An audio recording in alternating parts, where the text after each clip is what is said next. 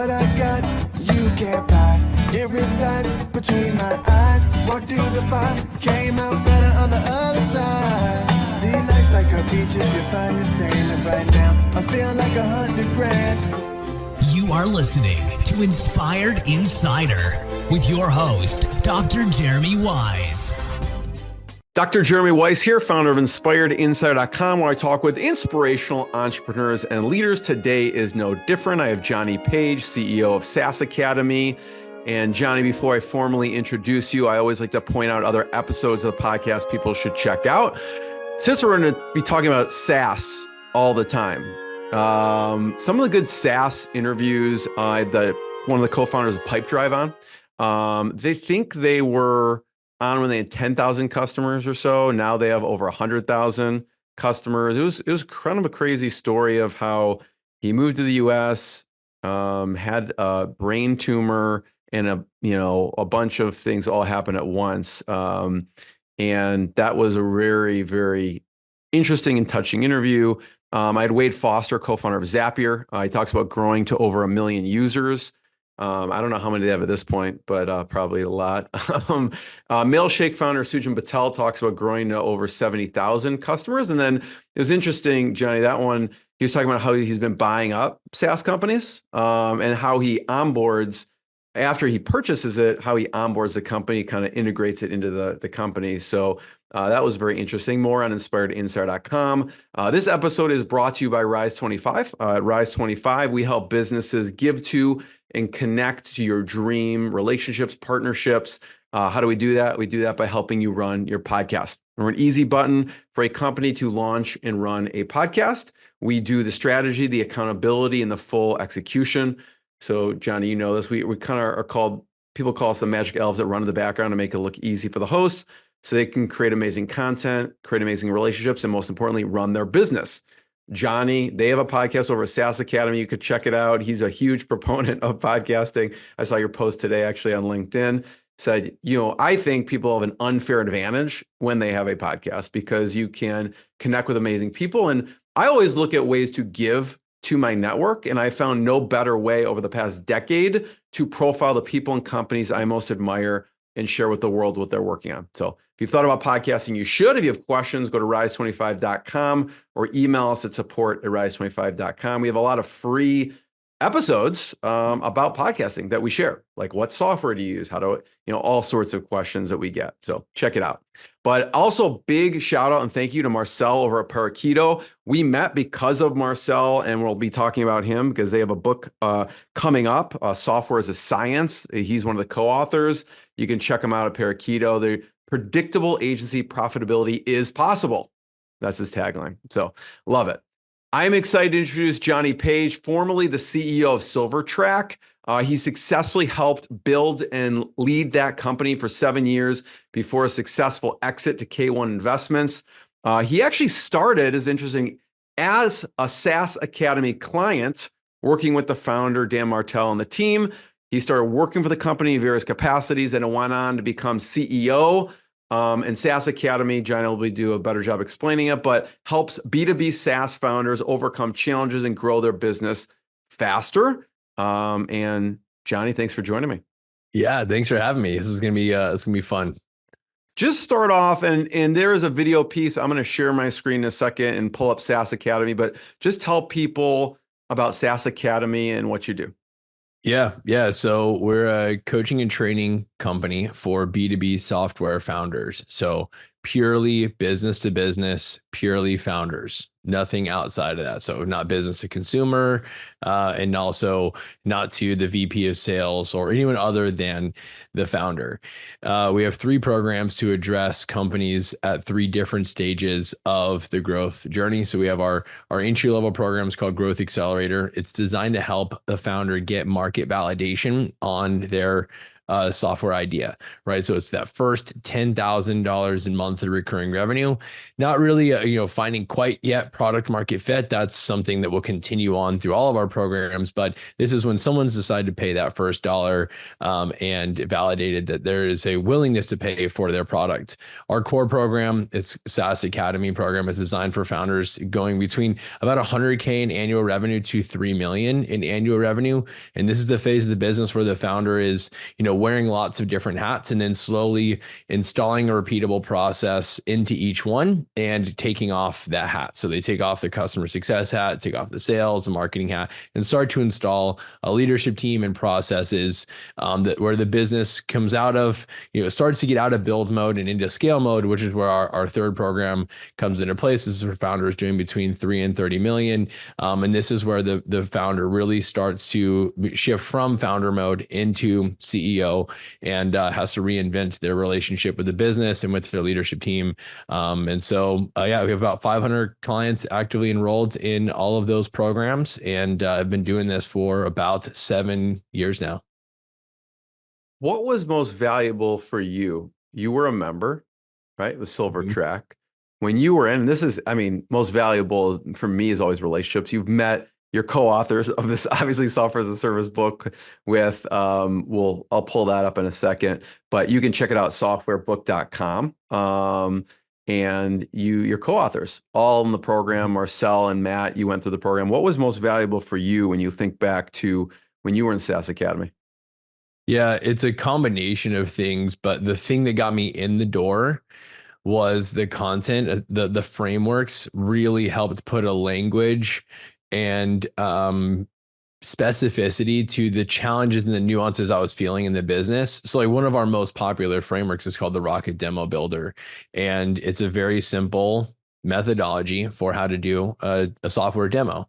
And I had, at the time when I joined SaaS Academy, I'd probably already done 500 some demos. And there's, I could get off a call and tell you that one felt good or that one didn't, but I couldn't tell you specifically what it was that made the good ones good and the bad ones bad. Well, the Rocket Demo Builder put some language and architecture to a demo that now allows us to be a much more repeatable process. So super high impact for me, as the person wearing many hats, but it was even more impactful when I could turn around and give that to my sales team as I started to hire them and say, hey, this is a methodology that drives how we do demos here.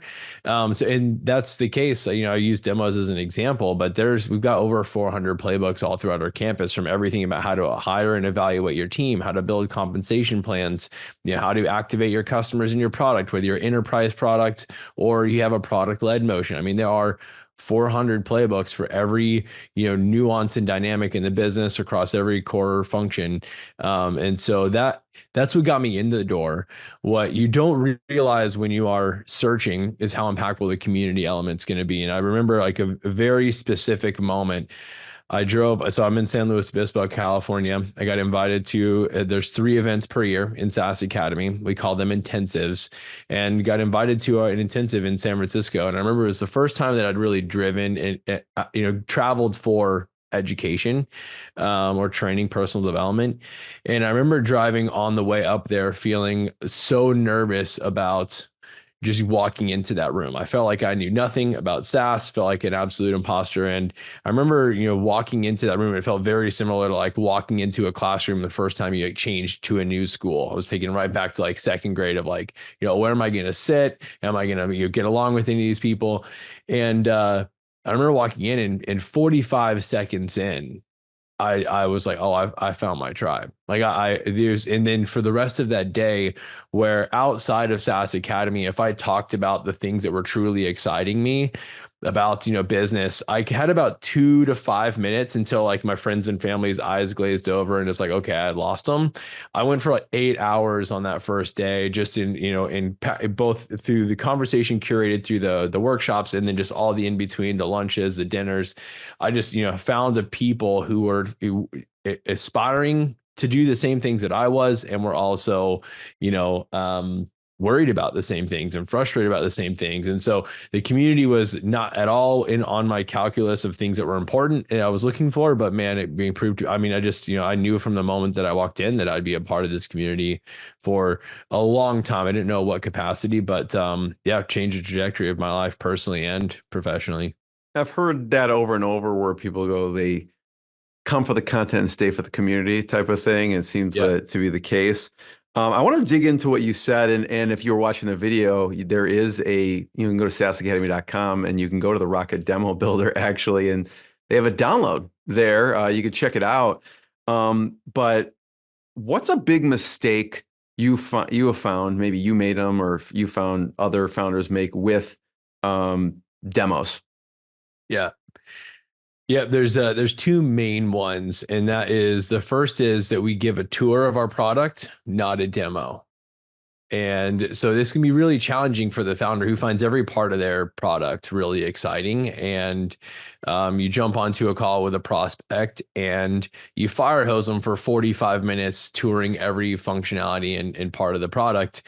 And the reality is there's probably about 30% of your product that is absolutely mission critical, super important for the client. And then everything else is additive. But unless we nail that 30%, and communicate very clearly what their problem solved would look like, we don't earn the business. And so this is a matter of shifting from a tour to a demo. And I say all the time, we want to show them their problem solved. So as quickly as we can get to showing exactly what that new workflow would look like, and this leads to point number 2, going through the feature ask flow. So we want to demonstrate the feature. So we do a discovery on the front end. Hey, what is that 30% to you? What's absolutely mission critical? Why is this important now? Why are you on a software demo? Most people don't love the demo, software just for fun. What's the problem in the business? How's it showing up? What does the ideal solution look like?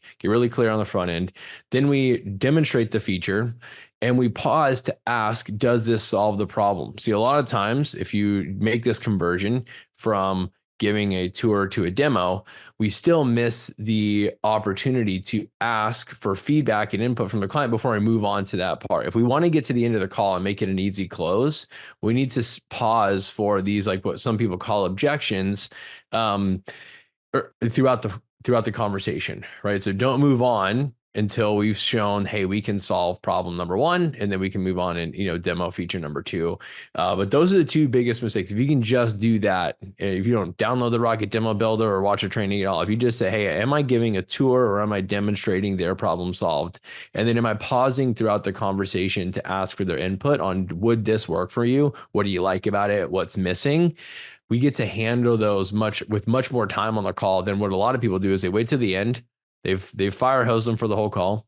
Then we show them the price and then we ask if they want to move forward. And there's about, 13 minutes on the clock and there's about 45 minutes worth of questions. And so we just don't get as far into it as we could if we're not front loading those mission critical parts of what they're looking for.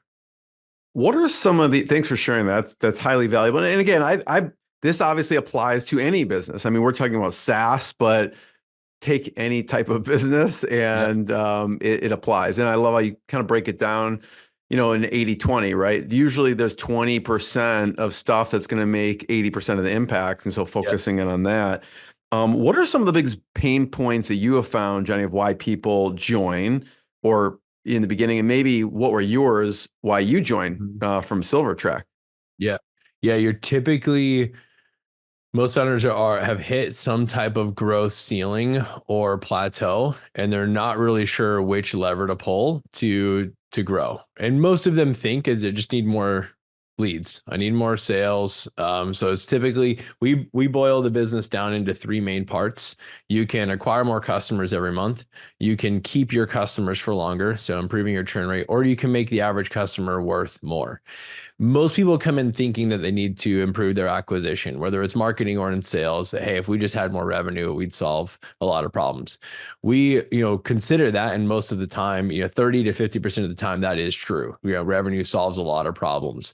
But there's the other 50% of the time where there's just a really big leak in the bucket, and no matter how much we sell, unless we reduce those churn rates, we're just going to be on a treadmill of high acquisition costs, and just putting a lot of customers out into the market that didn't have a great experience with our product. And the third one is just the pricing power and how powerful that lever is. If we have a customer that's on average across our client base, they're paying $250 a month. If we can get that to $300 or $400 or even $500 a month, it dramatically changes the economics of the business. So most of the time when a founder is coming to us, they're just not sure which lever to pull. If they do have a hunch or an assumption, it is that I need more customers. We sit down, we model out the impact of, if we were to focus on one of those levers for 90 days, what impact do we think we can have? And we make a more mathematical assessment around what should we focus on. Because the reality is, if we were putting in effort every day, and most founders are like, that is a given. I'm going to work hard for this. The challenge is, if we don't focus on the bottleneck of the business, it doesn't grow. So we have this frustration around, hey, I keep on putting in the effort and just not seeing the results from it. We slow down a little bit on the front end to make sure that that's pointed in the right direction. That is oftentimes, 90 days in, with the founder focused on the most important issue in the business, we can start to push off that growth ceiling and start to see growth come back. And then we have another 270 days on their time in our program, if they're in for a year, to go continue to push the ROI. So most of the time we call it chocolate and broccoli, but people want chocolate is, hey, I want more customers. Sometimes we're like, hey, I think what you need is to work on a pricing update or an improvement in your retention. But regardless, we sit down and model it out together and then get into execution mode. The most, for me, the most impact in my life and business is always mentorship. Being in a group and with people who have done it, have seen it, and that's kind of, I forgot, there's been founders on here who have said, you can run really fast and people are working on in the wrong direction. So it's helpful to get a group and people who have seen the trend, can, plot this stuff out. They've been there, done that. What's interesting, and what I want to talk about is, we talked about sales, one of those things, right? I think a lot of founders, or myself, sales can cure a lot of things, or at least we think it can. But you seem to be also a master salesperson. And when you went from your family had a security company, and then eventually you were talking to the Silvertrac people, you were basically, I'll let you tell the story, but kind of the original arrangement there, you had probably, 80% of their customers. What were you doing that was so successful? We'll talk about the arrangement. We'll talk about what were you doing so successful that you were able to really help them and you had a large percentage of the customers. Yeah. So for background and for context, my family owned a security company, a physical security company. So they provided contract security services where we would train and certify security officers to then go out and work at hospitals, schools, homeowners associations, you name it. They ran that company for 40 years. So I started off with them. And the challenge in that industry is that it's hard to prove if you do great work or not, right? Most of the time you're on site when there's no other, you're watching a property or assets where they're unguarded. And so I found a tool called Silvertrac that allowed me to prove the work that we were doing and became a massive competitive advantage.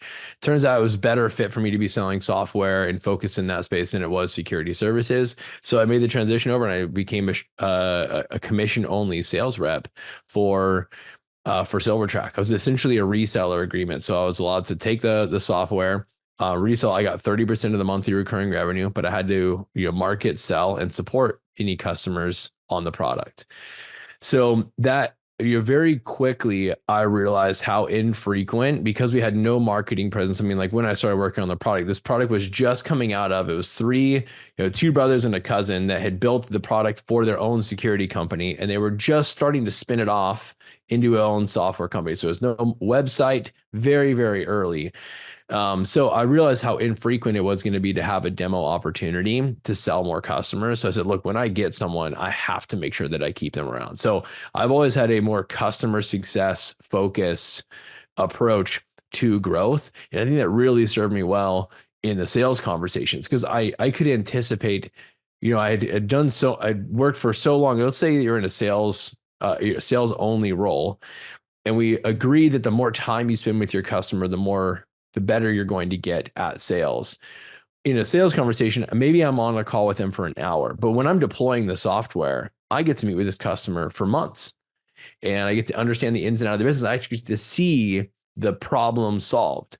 So then I come back to my new conversations, and I can see sales is a transfer of enthusiasm. So the more clear I can picture the outcome, their desired outcome, their problem solved, the more compelling I am in the sales conversation. So, and I started to, early on, I'd be in slide decks. I would be worried about getting into the product and what if it throws up an error page. And then just like the more and more I got to know the product, and I've, let's say that by the time I'd onboarded 30 customers into the software, you couldn't get me onto a demo there was not a situation, maybe close rates close to 70%, when if I got on with a founder of a security company, like they were going to launch some type of proof of concept to our product, because I could just speak with such a high conviction and clarity around what the problem solved looked like. And I knew, I'd migrated customers over from every product in the space. That customer success foundation was incredibly influential, and it continues to be. If you follow the through line of my career, I sold security services. I was a customer of Silvertrac. Then I came on to run Silvertrac. Then I consumed the services at SaaS Academy, and then I came on to run SaaS Academy. So this like customer success foundation, walking a mile in the shoes of your client, there's just not for me, I've never been someone like, reading through a bunch of sales books and figuring out the verbal judo or the right way to phrase a conversation. Like I just let the work speak for itself. In my customer success time, focus on really understanding how to get them to their desired outcome as fast as possible. And then I extract value from those customers in the form of testimonials, case studies, referrals, references. So I let the body of work speak, to then fuel my sales efforts and strategy, our marketing strategy. And you can see that on our website. I mean, there's at SaaS Academy, we don't sit down, we don't invite our customers to an event without sitting down and then, getting them into a chair and handing them a microphone and say, hey, tell us about your time here. Like there's so many internet marketing companies out there that can claim to help founders. Like we just let the thousands of founders that have come through our program speak for the results. And so I think that's a cheat code. If you're in sales, it's harder. The later you join a company, it's harder to get that like experience in customer success. But like I take hands down someone who's been on the delivery side, and I'll teach them the sales skills, than having someone with like great sales skills and having to teach them the point of view and conviction that comes from having actually delivered on the product. At least you can see here, if people are looking at the video, the SaaSacademy.com, or at our clients, the client stories page here, and there's a bunch of client success, there's videos and everything like that, but there's nothing that talks better to the product or service than a success story, especially if you have experienced that personally yourself. Just for people, Johnny, paint the picture a little bit. You joined Silvertrac, you're commission only. Where are you at in your life as far as wife, kids, significant other? Because it is a leap. You're like, listen, I'm commission only. I mean, you're betting on yourself here in a big way. And also you're like, this isn't an established product, so there aren't people looking for it. So you literally have to go out and hustle and get customers, which is a big, risk in some ways. What did life look like at that point? Yeah, I was newly married, didn't have any kids yet, although that would come like within the first year my wife and I were married. She got pregnant and we had our first kid together. So I was for student loans had just kicked in. I'm paying about like $450 a month in my student loans. We are barely making like $2,000 a month with my work at the security company. And but I had seen, so the challenge was I had started using the software and I was starting to sell a lot for the security company, to the point where it was changing my grandparents' like business. They started to become, this is a lifestyle business. They've been doing it for 40 years. For the business to support my, earning desire and potential, it would just realize there was a real misalignment. And so that's where it was like, hey, let me go start looking for something else. Well, I called up the founder of Silvertrac and I said, hey man, I have this idea of a product that can help the security industry, just looking to get his point of view and perspective. And he was like, hey, like, let me show you what we're building at Silvertrac. It turned out it was really early on. So I remember sitting over the kitchen table and being like, look, all I need to get to is about 9 customers, and I'll on a recurring revenue basis, and I'll have like broken even on, so it won't be as much of a step backwards.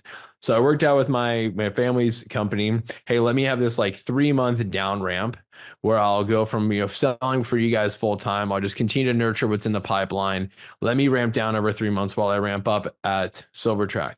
And it took me a lot longer to ramp up at Silvertrac. The challenge then was data. We were, our software ran on Android, and at the time there weren't even Apple phones. So Android smartphone. But the price of data was cost prohibitive to the security companies. Like it actually cut into their margin, pretty significantly. And so it was a matter of like finding people willing, having contracts that were like established enough that had high enough margins to support the product getting out. It took me a lot longer to ramp up to 9, but I just started doing like digital marketing services. Like I'd had a knack for helping grow security companies. So I was selling the software and waiting for that to come along. I also just like got scrappy and said, hey, let me help you like refresh your website, get into some local SEO work.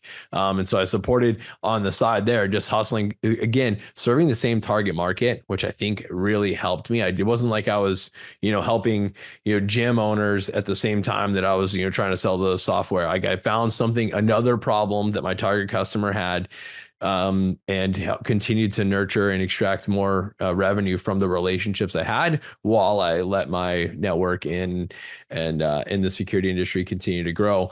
But that was around, put it by the time I became CEO of the company, I had been with them for about 4 years and had built up a customer base of about 150 or so, 180 clients. And so, was really well established. It was essentially 85-90% of the total customer base of the company. And, me becoming at the time I was still a contractor. So becoming an employee at that point, it was well established. My wife and I had 2 to 3 kids, and, yeah, the rest is history. Jay, talk about the evolution of your positions there really quickly. So you start off as commission only salesperson, right? You build up a book of business. What were the next positions that you went through with Silvertrac?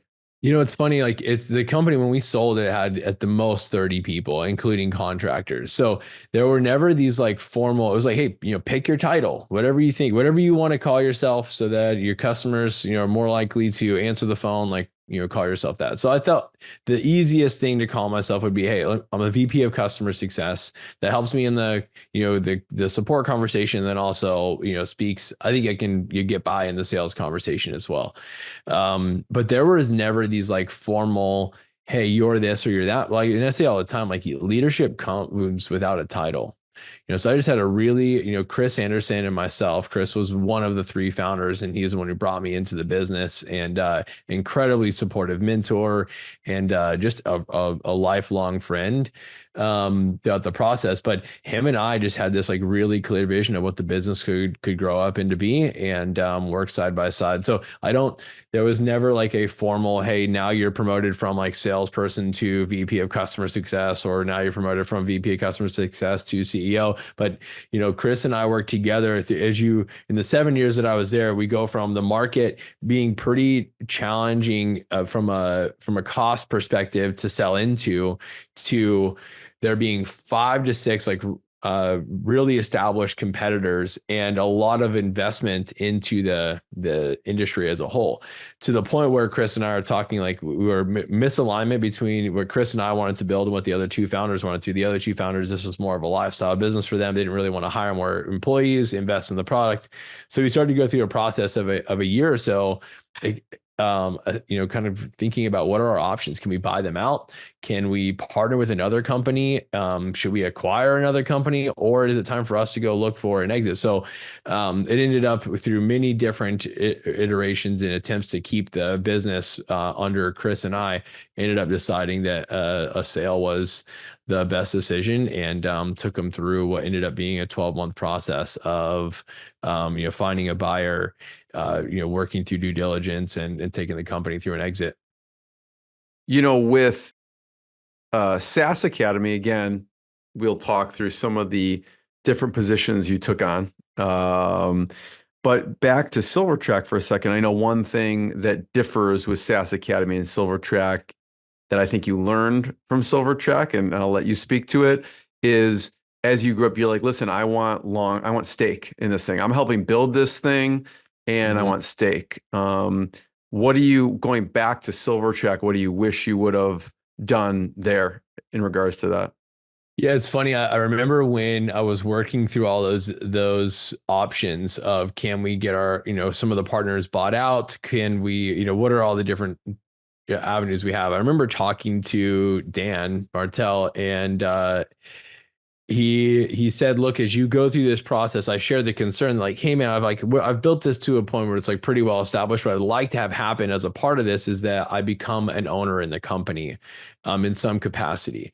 And he was like, well, you need to negotiate that first, because as soon as there's a valuation assigned to the business, your opportunity to become a founder or to become a partner will be gone. They'll know the value of whatever equity they grant you, or or you purchase. And so I was like, you know what? I didn't take his advice. I said, I trust the founders regardless. I'm going to continue doing what's best for the business. And it's not like I don't trust them now, but they did what we had agreed to. And that was that I was an employee, a well-paid one at times. And, and I did my job to do what was best for the company. In hindsight, for the amounts that I contributed, and really led the company to the outcomes that they achieved, I really wish I would have had that conversation earlier on.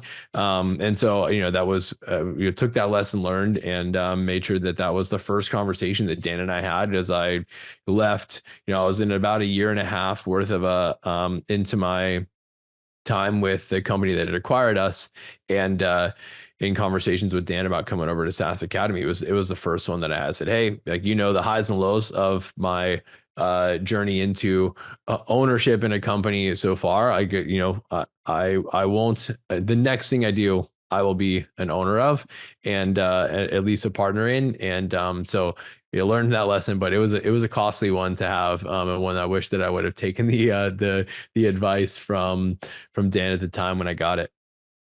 So just an overview in the trajectory at SaaS Academy. So you start off obviously as a client customer. Then what happened next?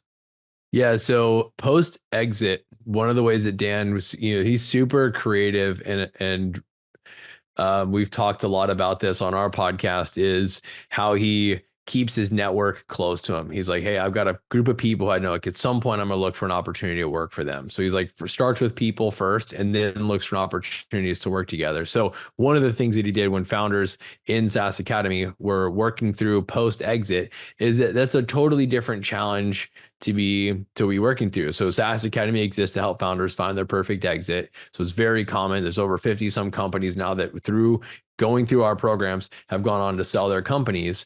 And that earnout period, that post acquisition period it's a time when there's a lot of questions around how does the founder continue to interface in the business? What are they going to go do next? So, Dan, post exit at Silvertrac said, "Hey, Johnny, why don't you stay in the community and coach on a fractional basis? Like, hey, let's figure out what are the, 2 to 3 areas where you really excelled in the business. And when I have a client that has a challenge in that area, we'll just book them on to a 30-minute call, just set aside 2 to 3 hours a week. You might have 3 or 4 phone calls, and just support founders, based on your past experience." So that's where it started was, we had probably about 10 to 12 founders. Matt, our co-author, was one of those that exited his company within about 2 months of when I took Silvertrac through the exit. And so both him and I were coaching on a fractional basis. And that was just a way for us to stay involved in the community, stay involved with Dan. And then that evolved into about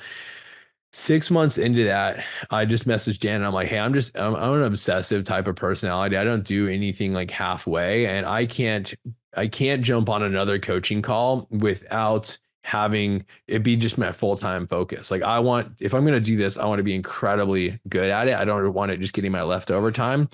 And so that conversation then evolved into, "Hey, I need some help running our customer success team. We need to now start thinking about SaaS Academy with a formal product department and then a formal customer success department. And I'd love to have you come on and run customer success." And so I started there. That was my first way into the door. And then about 4 months after that, we had some challenges in our marketing department. And I said, "Hey, Dan, I feel like I've got a really good handle on what we could be doing better there. Let me take a crack at running a marketing team." So I took that over. And then about 4 to 6 months after that, had some challenges with our sales team, scaling that, and just the sales leadership in place wasn't aligned with where we wanted to go. So I took that over, became the CRO, and then was in the CRO role for about 12 months before we started talking about what a transition into a CEO role would look like. And we had Dan and I went on a hike and talked about where we wanted our lives to be 5 years from now. What does great look like? On that hike, I share with him, I just can't imagine myself 5 years from now not being the CEO of a company. I'd love for it to be SaaS Academy, but I just can't imagine not being in the driver's seat. I feel like I spent enough time kind of being in a number 2 role. And by the time we got done with that hike and we're sitting over a cup of coffee in a coffee shop, Dan and I, mapped out what it would look like, 18 months transition into that CEO role. What would all the things have to be true?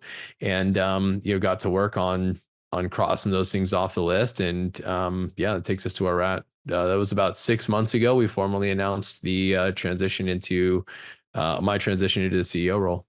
Looking at that transition, Johnny, what were some of those key points that helped with the transition? Because if you're looking at it, a founder bringing on a hardworking, capable CEO is, I don't know, it's a founder's dream, but it's definitely up there. What made that transition successful? What things did you both put in place?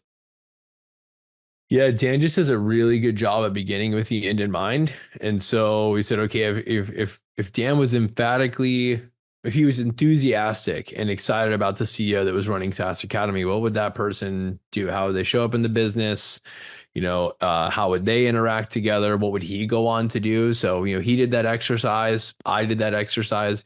And we created this Google Doc with all of the things that there was almost like a gap analysis. It's like, okay, if that's what it looks like, where are we at today?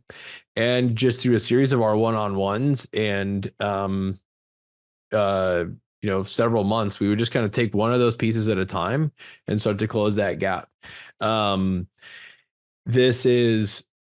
It's interesting that I have always been in any role, and the part of the transitions that led even up to that point. I'm not someone that waits for Dan or for anyone else to say, "Hey, this is an area for development." I'm thinking like a founder and like a owner of the business from day one that I show up. So there was nothing on Dan's list that I wasn't like, "Yeah, I 100% agree. That's an area I'd love to get a lot closer to." Or, are already doing and, or, had a desire to do. And so, by the time with the announcement into the CEO transition was probably about 6 to 12 months after it effectively took place inside the building. And so I just think that that's a blueprint for a lot of people, whether you are the founder looking to hire CEO to get yourself out of the day to day, or you're a number two in an organization would love to be running it. The blueprint is you got to be thinking and showing up like that person already. Like it wasn't a far stretch for Dan to imagine me running the company, and it wasn't a far stretch for me to imagine, closing the gap of what Dan expected out of someone in this role. And so, I think that the beginning with the end in mind was a really important step of getting really clear expectations, and then just a meeting cadence throughout the process to measure progress along that. And you always there's this difference between, hey, we set the goal, and then as you start to take steps down that, you almost try it on, and you say, hey, does this feel right? There's a whole bunch that could have gone wrong. Or that, where I could have said, hey, I don't think this is right for me. And there's a whole lot that Dan could have been like, you know what, I'm not ready to step out of the business and have you take the reins. But you set a direction, and then, set a meeting cadence to allow us to routinely come back to say, how's it going? That, I think set us both up to be successful. No, thanks for sharing that. That's really helpful to hear. I do want to talk about books, right? Some of your favorite books. If you're looking at the video, we have Software as a Science. We'll definitely talk about Software as a Science. Also talk about Buy Back Your Time. I remember I was chatting with Jason Swank, and he was recommending it to everyone he knew. And I think he even bought it for a bunch of people too. So what are some of your favorite books business-wise? And then I want to talk about Software as a Science. Yeah, I mean, I think that some of my favorite books, gosh, I think one of the most impactful first ones that I read was Adopting the Rockefeller Habits by Vern Harnish, which then led me to Scaling Up. I love Jim Collins' books. Those are incredible. In the SaaS space, I think Extreme Revenue Growth and The Great CEO Within are two of the ones that I find myself recurring all the time to founders we work with. Extreme Revenue Growth is by Victor Chang, and then The Great CEO Within by Matt Mashari. Those are foundational, almost like required reading. At least once the founder is starting to shift past that $3 million mark and into scaling and CEOing the company, those are really helpful books.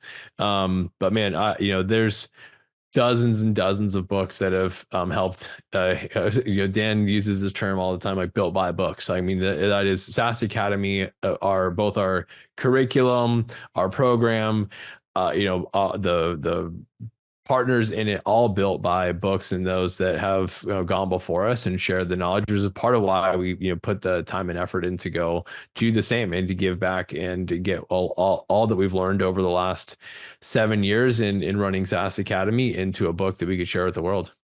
So Software as a Science, unlock limitless recurring revenue without losing control. What's one of your favorite stories from the book?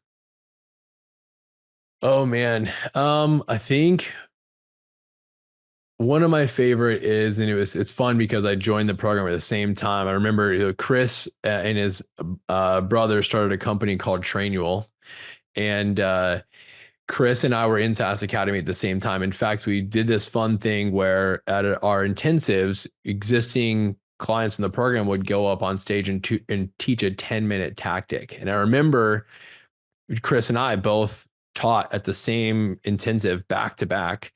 And he taught how he was using zero interest credit cards to fund their customer acquisition because they could get their cash back in less than 60 days. So he didn't have to, it was essentially 0% financing their growth.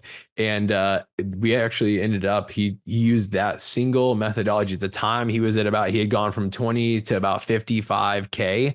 It taught the tactic in SaaS Academy. He would go on to use that single channel to drive their growth north of 2 million.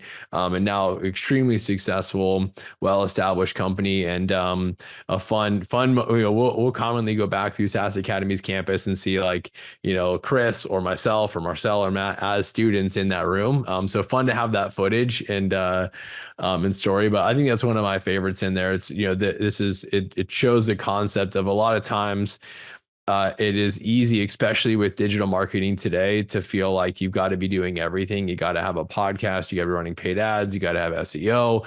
And it's that's what we illustrate with Chris's story, is the need to be super disciplined and focused on one channel and one funnel, and how far it can get you into the business before you start to diversify markets or marketing channels. So yeah, I think that's one of my favorites. Do you have another one you look back on? 10-minute talk. What was another fan favorite 10-minute talk? It's funny, like that same intensive, we had Matt Prados from a company called Review Wave, which is now, they're doing north of 30 million. They made multiple acquisitions. The three of us went back to back to back. And there are certainly, you can kind of think we do 3 intensives a year, so that's 3 batches of 4 founders that teach. I think that one's probably got the most like exits and revenue under our belt.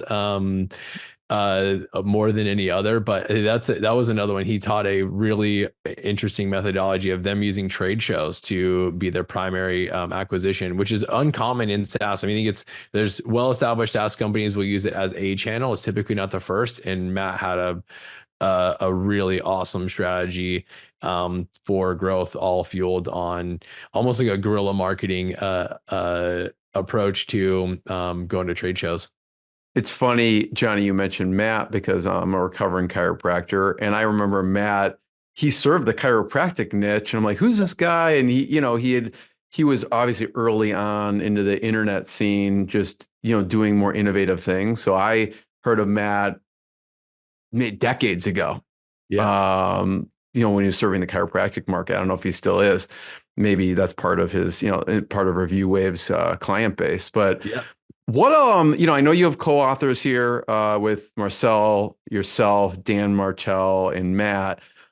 Maybe talk about their contribution. What's another part of the book, maybe that wasn't your piece, but either Matt, Marcel, or Dan's piece that sticks out? Yeah. So the cool thing is this book is a distillation of our best trainings in SaaS Academy, the top playbook. So what we introduced in the book is this concept of what we use to figure out what's the bottleneck in the business. We call it the growth ceiling. And it allows us to take those 4 metrics. How many customers do you have today? How many new customers are you getting on a monthly basis? What's your monthly churn? And what's the average customer worth to you? And show on a graph at the point when your business will hit the growth ceiling. And then we take so that's the first 2 chapters of the book. There's 3 sections to the remaining part of the book that focus on each one of those levers. So how do we acquire more customers? What are the best playbooks and trainings that we've had from putting over 3,000 founders through our programs? What is the most effective when it comes to getting new customers? The second section of the book goes through what are our most effective strategies for reducing your churn. And the last one is the strategies for increasing the average revenue per account, or what a customer is worth to you. So it was a challenging, but also very rewarding process to have 4 authors as a part of the book. You could imagine, all of us have worked hand in hand with customers and seen these methodologies.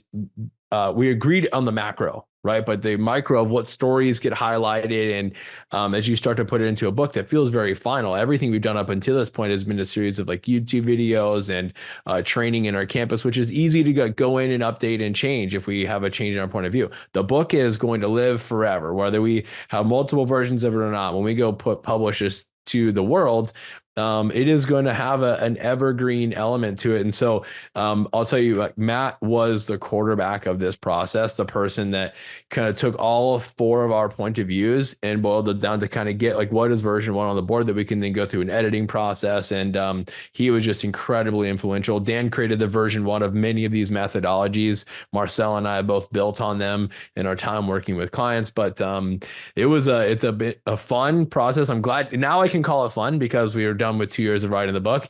It was very challenging to have 4 authors, but I'm glad we decided to do it the way we did, because you got the best of all of our point of views, having, we've got a 360 view of this challenge, and between us, thousands of repetitions of seeing these playbooks implemented in SaaS companies.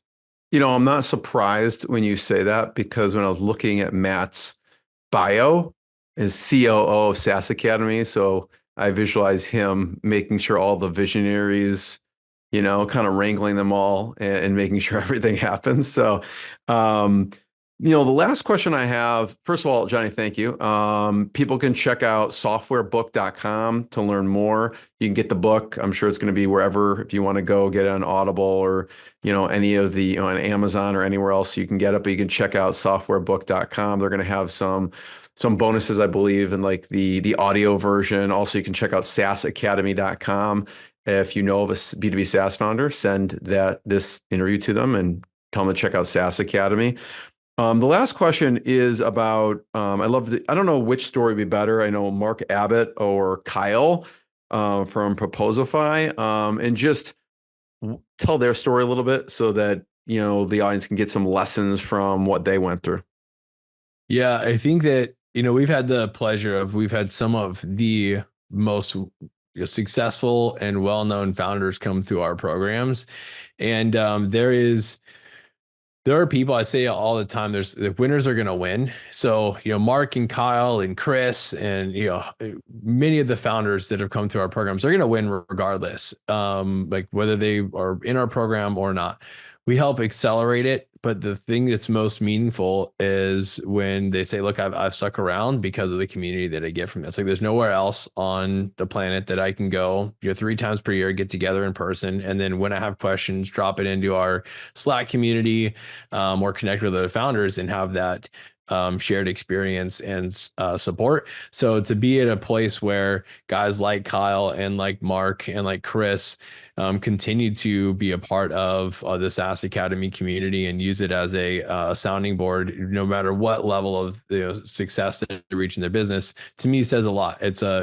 We are very much results focused, but there's a relationship foundation to a lot of what we do. And, guys like that continue to be a part of our community. It, makes me super proud. And it's something we'll continue to double down on as we pursue this mission of creating more value for SaaS founders than anyone else in the world. Is there a takeaway from, I don't know, maybe from the community that Mark Abbott got or Kyle from Proposify or anyone else that would be instructive? Like what were one of the takeaways that they got that helped I think one of the business? ones we hear most. So those are both guys that spend the majority of their time in our programs in our high-end mastermind. And at that point, they've been through multiple rounds of fundraising. They've considered acquisitions or exits.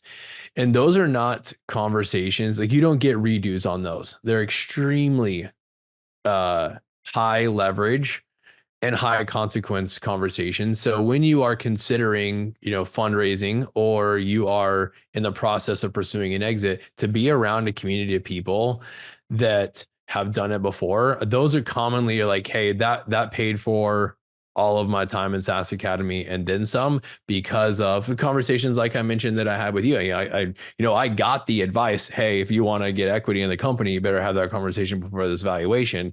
Unfortunately, in my case, it didn't end up creating the ROI. I got the advice, I didn't apply it. But you used Dan's advice with Dan. So it's, yes, exactly. It paid off in the long run. But I think those are the conversations that when we sit down and ask about, hey, or when they share, we use them commonly as references, is to say, why join SaaS Academy? Those are the conversations that you really want to have a strong network around. And unfortunately, by the time you need it, if you haven't built that network, it's hard to have it. Like you really want to be investing in that early on and just say, look, for me to become the founder and build the business that I want, I know that I'm going to be plugged into a community of people that have been where I want to go. Johnny, one of the first one to thank you. Everyone check out softwarebook.com, SaaSacademy.com, and we'll see everyone next time. Johnny, thanks so much. Yeah, thank you. What I got, you can't buy. It resides between my eyes. Walked through the fire, came out better on the other side. See, life's like a beach if you find the sailing right now. I'm feeling like $100 grand.